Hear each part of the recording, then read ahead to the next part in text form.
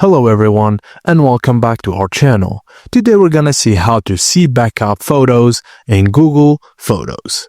On your computer, go to Google Photos website and sign in with your Google account. Click the menu icon in the top left corner, then select Trash. Find the photos or videos you want to restore, then click the check mark on each item to select it. Just click Restore on the top right corner.